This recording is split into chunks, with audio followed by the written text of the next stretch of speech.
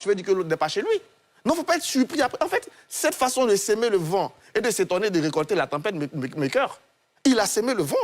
Il a dit qu'il était chez lui et quelqu'un est venu prendre sa place et il l'empêche d'être candidat. Il parle du président de la République.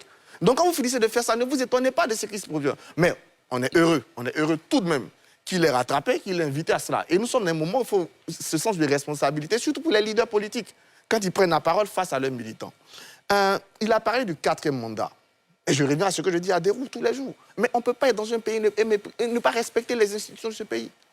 Les interprétations, on est fatigué de le dire, mais on va le redire. Les interprétations de la loi, c'est normal.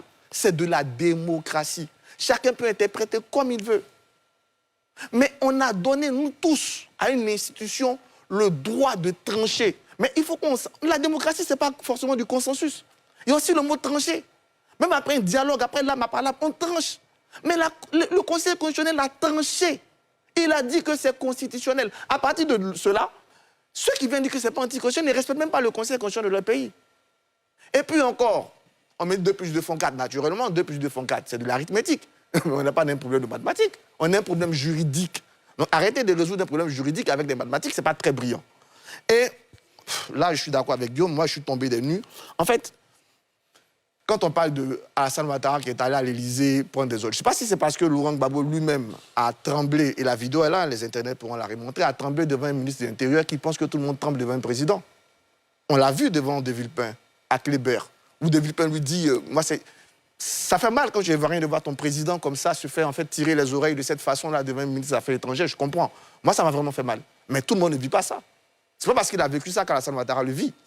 Et deuxième chose, comme je l'ai dit, sur la France, mais quand même, franchement, Laurent Gbagbo n'a même plus, je suis désolé de dire, mais n'a plus de crédit par de ça. Il a pris 2 milliards de nos francs, 2 milliards de nos francs. Il a donné ça à chaque, et 2 milliards des années 2002. Donc imagine avec l'inflation, tout ça, ce que ça fait aujourd'hui.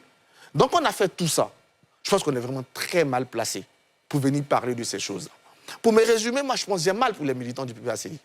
Parce que quand on vous dit votre leader parle le 16 août, alors que les candidatures se bouclent le 26 août, moi, militant, quand je vais là-bas, c'est pour savoir l'élection là, je vais faire quoi? L'élection, les candidatures là, ça se boucle le 26 août. Mon leader n'est pas sur la liste électorale. Donc, si on applique la loi, peut-être qu'il y a des gens qui ont mal à la loi sur ce plateau, je peux comprendre. Mais si on applique la loi, mon leader ne va pas participer à l'élection. Et donc, moi, je ne veux pas